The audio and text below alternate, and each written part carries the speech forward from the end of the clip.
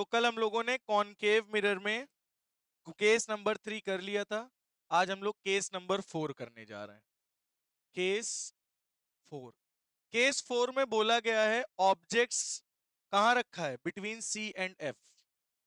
Object कहां रखा है, between centre of curvature and focus. ठीक है, तो हम लोगों ने कौन सा मिरर बनाया, बोलो, कॉनकेव मिरर। ये क्या है, प्रिंसिपल एक्सिस। ये क्या है, सेंटर ऑफ कर्वेचर। ये क्या है, फोकस। और बेटा ये रखा हुआ है आपका ऑब्जेक्ट। ठीक है, इसमें क्या होगा, सबसे पहले पैरेलल रे जाएगी, टकराएगी, और टकरा के कहां से जाएगी, फोकस से। ठीक है, ये हो गई पहली रे, पहला रूल याद आया या नहीं आया। और दूसरी रे कहां से जाएगी, फोकस से, और टकरा कर क्या हो जाएगी, पैरेलल हो जाएगी, है ना बेटा। तो ये दोनों रे आपस में कहां टकरा रही हैं,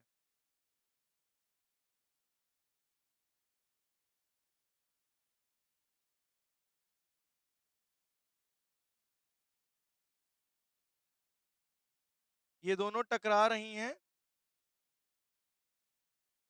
सेंटर ऑफ कर्वेचर के पीछे। कहां टकरा रही हैं, सेंटर ऑफ कर्वेचर के पीछे। तो ये मिरर के सामने बन रही इमेज, तो यानी क्या होगी, रियल होगी। उल्टी बन रही तो इसका मतलब क्या होगी, इन्वर्टेड होगी, है ना। और साइज कैसा है, साइज कैसा है बेटा इसका, मैग्नीफाइड, इनलार्ज्ड। कैसा है, इन लार्ज साइज है। और मैग्निफिकेशन क्या है, बोलो, मैग्निफिकेशन अभी भी लेस देन 1 है। वो सॉरी, मैग्निफिकेशन, हाँ, लेस देन नहीं होगा, ग्रेटर देन 1 है। क्या है, ग्रेटर देन 1, क्योंकि इनलार्ज बनी ना इमेज, तो मैग्निफिकेशन क्या होगा, लेकिन होगा नेगेटिव। ठीक है, मैग्निफिकेशन की जो वैल्यू आएगी वो नेगेटिव ही आएगी, लेकिन उसका मैग्नीट्यूड जो होगा वो ग्रेटर देन 1 आएगा। क्या समझे, मैग्नीट्यूड ग्रेटर देन 1 ही आएगा, मैग्निफिकेशन होगा नेगेटिव। ठीक है, इमेज कहां बनेगी, बियॉन्ड सी। तो केस नंबर 4 हो गया है। अब हम लोग पढ़ने जा रहे हैं केस नंबर 5। बताया जाए, इसको बना लीजिए आप लोग। चलो नेक्स्ट बेटा, केस नंबर 5। क्यों, कहां पे इमेज है, ऑब्जेक्ट कहां पे, एट फोकस। ऑब्जेक्ट कहां पे है बेटा, फोकस पर। चलिए ऑब्जेक्ट फोकस पे रखते हैं। ये रहा फोकस, और फोकस पे जस्ट रखी है ऑब्जेक्ट। तो पहला रूल क्या था, बोलो, पैरेलल रे जाएगी और टकरा के फोकस से ही जाएगी। याद आया ना, ठीक है। दूसरी रे कहां से फेंक दे, पोल से, तो टकरा के पोल से उसी एंगल से वापस हो जाएगी। अब देखो ये दोनों रेस कैसी हैं, पैरेलल। और पैरेलल रेस कहां मीट करती हैं, तो इमेज कहां बनेगी, इन्फिनिटी पे बनेगी। कैसी बनेगी, कैसी बनेगी, उल्टी, रियल बनेगी, इन्वर्टेड बनेगी, हाईली इनलार्ज बनेगी। हाईली इनलार्ज का मतलब समझते हो, बहुत ज्यादा बड़ी बनेगी। और इसका magnification greater than magnitude, greater than 1, greater than greater than greater than 1, लेकिन मैग्निफिकेशन होगा नेगेटिव ही। बस इसका मैग्नीट्यूड आएगा ग्रेटर देन 1, यानी एक से बहुत ज्यादा होगा। बोलो समझ में आ गई बात। केस नंबर 6, इसको नोट कर लीजिए। आगे बढ़ते हैं हम लोग केस नंबर 6 पर। केस नंबर 6, ठीक है। केस नंबर 6 क्या है, when object is placed between pole and focus. तो ये हो गया मिरर, ये हो गई प्रिंसिपल एक्सिस, ये हो गया पोल, और ये हो गया फोकस। ऑब्जेक्ट कहां रखा है, पोल और फोकस के बीच में। ठीक है, तो पहला रूल क्या है, पैरेलल रह जाएगी और टकरा के फोकस से जाएगी। दूसरा रूल क्या है, पोल से फेंक दो, टकरा के ये चली गई। अब तुमको क्या दिख रहा है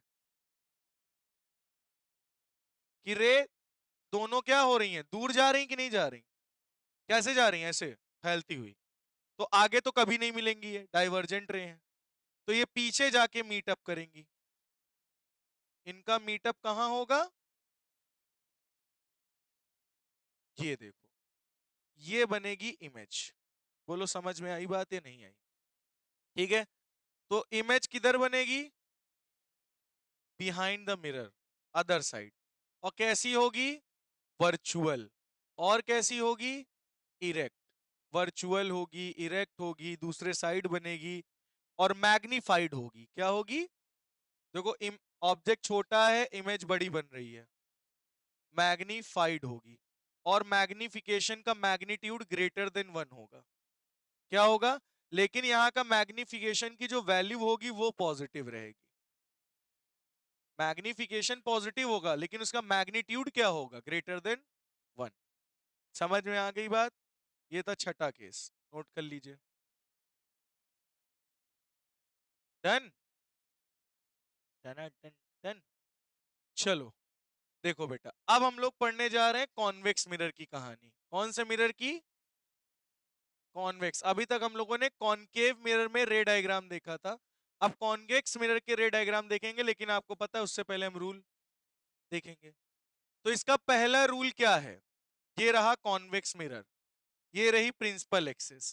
पहला रूल है, अगर कोई पैरेलल रे आती है प्रिंसिपल एक्सिस के, तो वो टकराकर डाइवर्ज हो जाती है, और ये पीछे जाके कहां मिलती है, बोलो, फोकस पे। पीछे जाके कहां मिलती है, फोकस पे। रूल नंबर 2 क्या कहता है, ये कौन सा मिरर है, कॉन्वेक्स, ये क्या है, प्रिंसिपल एक्सिस। अगर कोई रे आई और टकरा के पैरेलल हो जा रही, तो इसका मतलब पीछे जाके कहां मिलेगी, फोकस पे। क्या समझे, उसी का जस्ट अपोजिट। रूल नंबर 3, अगर कोई रे आ रही है ऐसे सीधी और टकराई, और टकराने के बाद ये वापस मान लो चली गई, तो इसका मतलब है पीछे कहां जाके मिल रही होगी, सेंटर ऑफ कर्वेचर पे। टकरा के अगर वापस चली जाए उसी पाथ पे, इसका मतलब कहां मिल रही होगी, सेंटर ऑफ कर्वेचर पे। रूल नंबर 4 क्या है, रूल नंबर 4 है कि अगर कोई रे जाके सीधे पोल से टकराती है तो उसी एंगल पर वापस चली आएगी। ये रूल नंबर 4 है। तो टोटल बेटा 4 रूल है, इन्हीं के बेसिस पर हमें क्या करना है, क्या करना है, रे डायग्राम ड्रॉ करना है। और इसके 2 रे डायग्राम है, नहीं 2 केस। तो इसको सभी लोग ड्रॉ कर लीजिए, रूल को समझ लीजिए, जहां जो रूल नहीं आया फिर से पूछ लीजिए। पहला रूल क्या है, फिर से मैं बता दे रहा हूं, अगर प्रिंसिपल एक्सिस के पैरेलल रे आएगी तो टकरा के फोकस से जाएगी, मतलब डाइवर्ज हो जाएगी, तो पीछे जाके कहां मिलेगी, फोकस पे। दूसरी आती है और टकरा के पैरेलल हो जाती है, तो वो भी जाके कहां मिलेगी, फोकस पे। अगर कोई रे आती है और टकरा के उसी पाथ पे वापस हो जाती है, मतलब वो पीछे जाके कहां मिलेगी, सेंटर ऑफ कर्वेचर पे। अगर कोई रे आती पोल पे किसी एंगल 30 डिग्री, तो वो 30 डिग्री से वापस चली जाएगी। यही 4 रूल हैं आपके। चलो चलो बेटा, केस नंबर 1 सुनो। Case first, when object is placed at any position except infinity, object at any position except infinity, मतलब infinity पे ऑब्जेक्ट ना रखो और बाकी कहीं भी रख दो ऑब्जेक्ट, डजेंट मैटर। चलो देखते हैं, ये तुम्हारा कौन सा मिरर है, कॉन्वेक्स मिरर। ये क्या है, प्रिंसिपल एक्सिस। ये क्या है, पोल। और ये रख दिया हमने क्या, ऑब्जेक्ट। ऑब्जेक्ट इंफिनिटी और पोल के बीच में कहीं भी रख दिया। बताओ पहला रूल क्या था, बोलो। पहला रूल था पैरेलल जाएगी और टकरा के डाइवर्ज हो जाएगी, यही तो था ना बेटा पहला रूल। तो पीछे जाके कहां मिलेगी, पीछे जाके ये मिलेगी, टिंग टिंग टिंग टिंग टिंग टिंग, फोकस पे। ठीक है, अब ये जाके पोल पे टकराई और पोल से टकरा के वापस चली गई।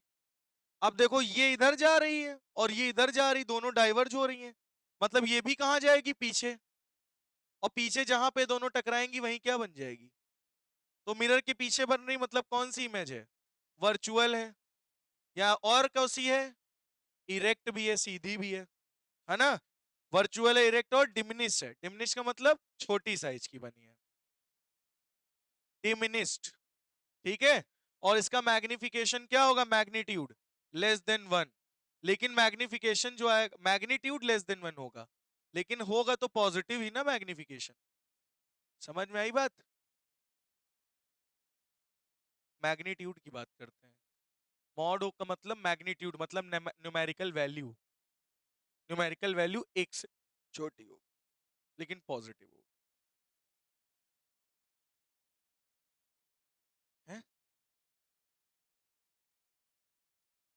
हो गया, तो इमेज बनेगी कहां पे, मिरर के पीछे। नेक्स्ट है case number 2, object at infinity. इसको बना लीजिए तो आगे बताएं। चलो आगे बढ़ते हैं केस नंबर 2 पे। केस नंबर 2, ऑब्जेक्ट कहां रखा हुआ है, इंफिनिटी पर, object at infinity, object at infinity. ये आपका कौन सा मिरर है, कॉन्वेक्स। ये क्या है, प्रिंसिपल एक्सिस। ऑब्जेक्ट कहां है, इंफिनिटी पर, तो रेस कैसी आएंगी, parallel to principal axis, parallel to principal axis, और टकरा के क्या हो जाएंगी, डाइवर्ज, टकरा के क्या हो जाएंगी, और ये सब पीछे जाके मिलेंगी। और कहां मिलेंगी सब पीछे जाके, फोकस पे।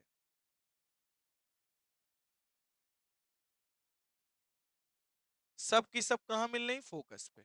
ये बन गई आपकी इमेज, बट कैसी बनी, पॉइंट साइज बनी, मतलब बहुत ही हाईली डिमिनिश कह लो या पॉइंट साइज कह लो।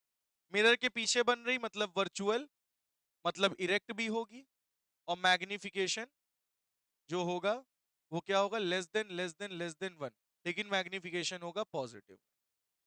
समझ में आ गई ये बात, तो कितने बच्चों को यहां तक बात समझ में आ गई है, अगर आ गई है तो इसको बना लीजिए, ठीक है, ड्रॉ कर लीजिए। अब बेटा अपना जो नेक्स्ट टॉपिक है वो है मिरर फॉर्मूला। आप लोगों ने क्लास 10th में मिरर फॉर्मूला पढ़ा था, क्यों बेटा, बताओ क्या पढ़ा था मिरर फॉर्मूले के बारे में, बताओ मिरर फॉर्मूला पढ़ा था या नहीं पढ़ा था, क्या पढ़ा था, 1/f = 1/v plus 1/u। f क्या होता था, फोकल लेंथ, v क्या होता था, distance of image from the pole, from the pole, और u क्या होता है, distance of object from the pole. समझ में आई बात, अब इसी चीज को हम लोग प्रूफ करके देखेंगे, इसी चीज को हम लोग, अब ये फॉर्मूला हम आपको डिराइव करके दिखाएंगे कि ये फॉर्मूला आया कैसे था। समझ में आ गई बात, चलिए ये चीज नोट कर लीजिए तो आगे बढ़े। अब सुनो बेटा ध्यान से, ये डेरिवेशन ध्यान से सुनिएगा तभी चीजें समझ में आएंगी, ओ भैया ध्यान से समझिएगा। हम लोग कॉनकेव मिरर के द्वारा प्रूफ करेंगे, कौन सा मिरर, डिराइव करेंगे कॉनकेव मिरर के द्वारा, ठीक है। तो यहां पे हम कौन सा मिरर बनाएंगे, कॉनकेव। ये हमने क्या बना दिया, प्रिंसिपल एक्सिस। ये क्या रखा है, ऑब्जेक्ट, ऑब्जेक्ट, ठीक है। तो आप सभी को पता है यहां से एक रे जाएगी और टकराएगी, और टकरा के वापस चली आएगी, क्या कहते हो, यही होगा ना। थोड़ा सा अच्छा बड़ा इमेज बनाते हैं, यहां ऑब्जेक्ट रख लेते हैं, ठीक है, थोड़ा बड़ा बनाते हैं ताकि आपको समझ में आए। तो यहां से गए एक रे और टकरा के इधर चली गई, क्योंकि ये कन्वर्ज करता है ना, ये लाइट रे को क्या करता है, कन्वर्ज करता है, ठीक है, ठीक। तो ये ऑब्जेक्ट था, और यहां पे क्या बनी, मान लो इमेज, क्या बनी बेटा, इमेज। और ये क्या है, ये क्या है? नॉर्मल। ये कौन सी रे है? Incident ray. ये कौन सी रे है? Reflected ray.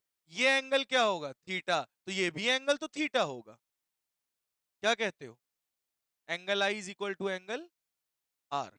समझ में आई बात?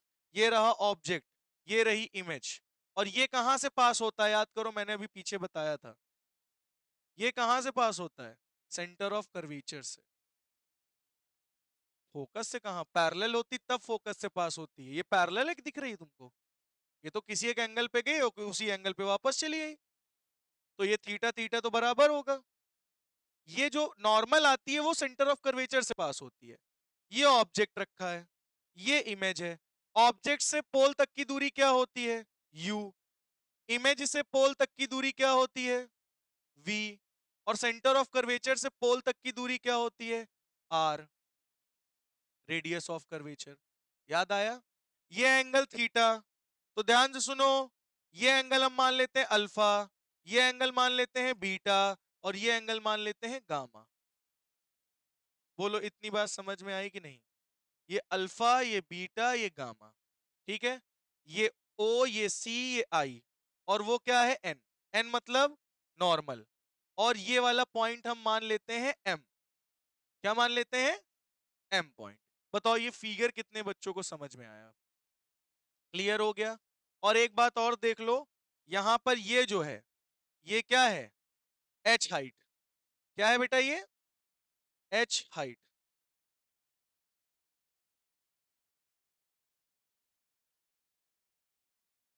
ये एच हाइट। ठीक है? बात समझ में आ गई? एच हाइट पे वहां पे एम पॉइंट रखा हुआ है। इतनी बात कितने बच्चों को क्लियर हो गई? ये v distance of image, u distance of object, r radius of curvature.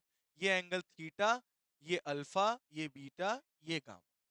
अब सबसे पहले हम ट्रायंगल लेंगे OMC। दिख रहा है? दिख रहा है? कितने बच्चों को दिख रहा है? इन ट्रायंगल OMC, OMC, ये रहा O, ये रहा C, ये रहा M, ये रहा C। ठीक है? दिख रहा है सभी बच्चों को? OMC। कितने बच्चों को ये दिखा? पेशेंस रख के समझना, सिमेट्री वही वाला है, सिमिलरिटी। ठीक है?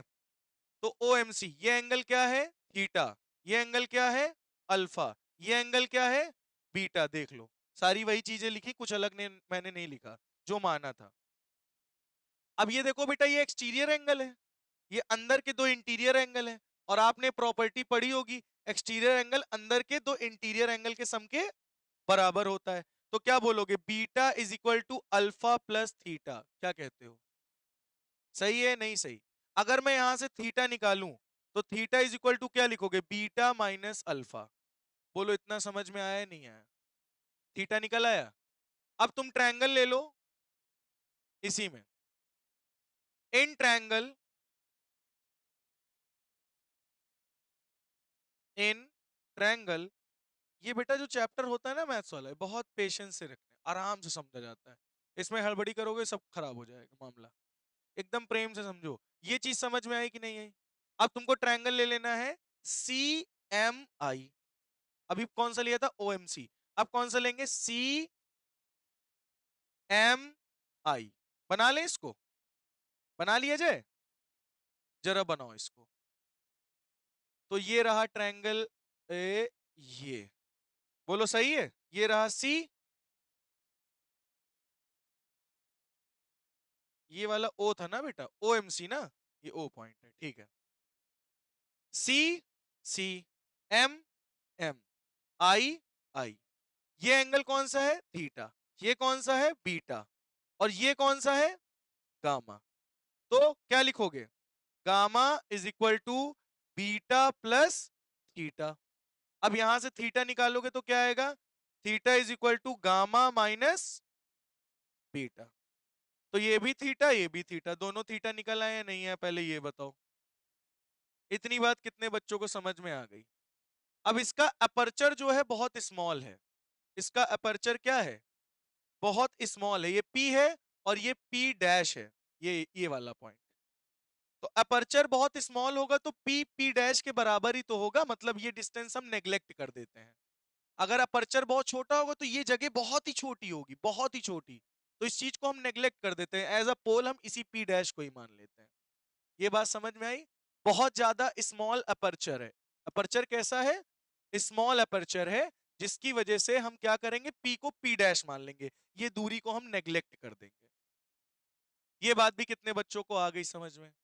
ठीक है। अब आप देख रहे हो ये थीटा और ये थीटा दोनों एक दूसरे के बराबर हैं।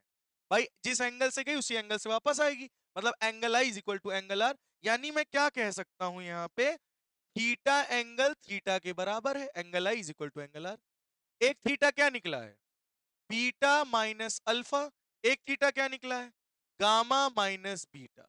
बोलो ये बात कितने बच्चों को आई? आई या नहीं आई? एक क्या निकली है, बीटा माइनस अल्फा, और एक क्या निकली है, गामा माइनस बीटा। बोलो ये बात समझ में आई या नहीं आई? ठीक है, इतना क्लियर हुआ या नहीं हुआ, पहले ये बताओ। क्लियर हो गया? इतना नोट कर लो पहले। चलो, तो ये तो बात तो सभी बच्चों को आ गई होगी। अब आपको दिख रहा है थीटा थीटा एक दूसरे के बराबर है, तो आप क्या कहोगे, beta minus alpha, beta minus alpha और गामा माइनस बीटा। अब बेटा माइनस का बीटा इसको इधर ले आओ, क्या हो जाएगा, हाँ, प्लस बीटा हो जाएगा। और गामा माइनस का अल्फा उधर जाएगा, प्लस का अल्फा, यानी two beta is equal to gamma plus alpha. ये बात भी सभी बच्चों को आ गई समझ में या नहीं आई, पहले ये बताओ। ठीक है, अगर हम यहां से रेशियो निकाल लें, क्या निकाल लें, रेशियो। रेशियो मतलब जैसे मैं निकाल लूं tan alpha, tan beta, tan gamma, तो बताओ अगर आप यहां से tan अल्फा निकालोगे तो क्या आएगा, बताओ। tan का रेशियो क्या होता है, परपेंडिकुलर अपॉन बेस। परपेंडिकुलर क्या है, h। देखो अल्फा के लिए ये सामने वाला परपेंडिकुलर हो गया, ये परपेंडिकुलर हो गया h, और बेस क्या हो गया u। p को p डैश माना है ना, तो क्या आएगा, h अपॉन u, और u किस में लोगे, निगेटिव में। इधर साइड की डिस्टेंस किस में होती, निगेटिव में। जरा गौर से देखो, ये ट्रायंगल दिखा, ये वाला, ये ट्रायंगल दिखा सभी बच्चों को। tan अल्फा, अल्फा के सामने वाला ये परपेंडिकुलर h, और ये रहा बेस, बेस कितना है u, और u किस में लोगे, नेगेटिव में। क्या tan अल्फा निकल आया आपका? ये बात समझ में आई? अब tan बीटा निकाल लो। क्या निकाल लो, tan बीटा। और tan बीटा निकालोगे तो बताओ क्या होगा, ये रहा बीटा ए, ये रहा बीटा। ठीक है, तो क्या है, परपेंडिकुलर h है, और बेस क्या है, r है। तो क्या लिखोगे, h बाई r, नहीं माइनस r। क्यों, क्यों माइनस r, इधर साइड की डिस्टेंस है, साइन कन्वेंशन रूल याद है, क्यों मान। चलो, tan गामा बताओ क्या आएगा, ये है गामा ए, ये रहा गामा, तो क्या होगा, perpendicular upon base. Perpendicular h है और बेस कितना है, v। तो h, h अपॉन,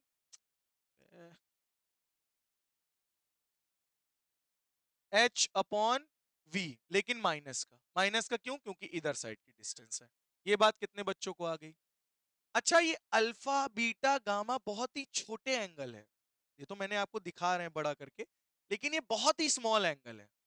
और अगर अपर्चर बहुत छोटा है तो एंगल भी बहुत छोटे होंगे। और अगर एंगल बहुत छोटा होता है, जैसे कि, अच्छा बताओ ये एंगल बहुत छोटा है, बड़ा है, इतने ही छोटे एंगल हैं, तब हम लोग जैसे अगर tan अल्फा लिखा है तो हम उसको अल्फा लिख सकते हैं, रेशियो हट जाता है वहां पे। ये चीज पढ़ी कि नहीं पढ़ी मैथ्स में? क्यों बेटा, अगर एंगल बहुत छोटा होता है तो हम रेशियो वहां से हटा देते हैं, तो tan अल्फा से केवल क्या बचेगा, अल्फा। ये बात कितने बच्चों को आई? यहां मतलब हम इसको क्या लिख सकते हैं डायरेक्टली, अल्फा, इसको क्या लिख सकते हैं, बीटा, इसको क्या लिख सकते हैं, गामा। अब चलो अच्छा बताओ, टू बीटा की वैल्यू क्या आई, बोलो, h by minus u is equal to, gamma की वैल्यू क्या आई, h by minus v, plus alpha की वैल्यू क्या आई, h बाई माइनस आर। बोलो ये बात समझ में आई या नहीं आई? है ना, सबकी वैल्यू तो पुट किया है मैंने यहाँ पे, कोई दिक्कत नहीं। तो बेटा यहां से ये बताओ, ये -2h/u हो जाएगा, ये हो जाएगा -h।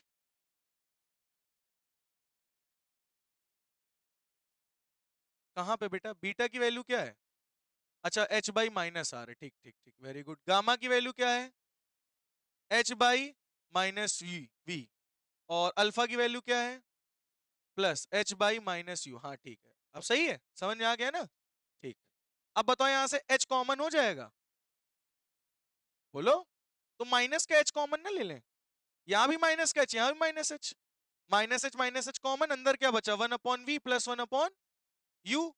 और यहां भी -2h/r। तो माइनस से माइनस, h से h क्या हो गया? तो 2/r is equal to 1/v + 1/u।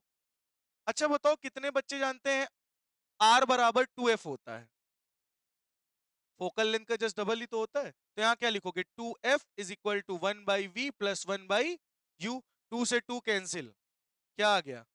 1/f is equal to 1/v + 1/u। ये आ गया आपका फॉर्मूला। इजी था। तुमको क्या करना था? केवल तुम्हें बस ये थीटा निकालना था, ये थीटा निकालना था, बराबर कर देना था, इक्वेशन बना लेती, tan से सारे रेशियो निकाल के पुट करना था, सामने आंसर। अब तुमको क्लियर हो गया होगा पूरा, क्योंकि तुमने धीरे धीरे समझा है, इकट्ठे समझते तो ना आता। ठीक है, तो ये समझ में आ गया होगो? आ गया तो नोट कर लो, होगो? ठीक है।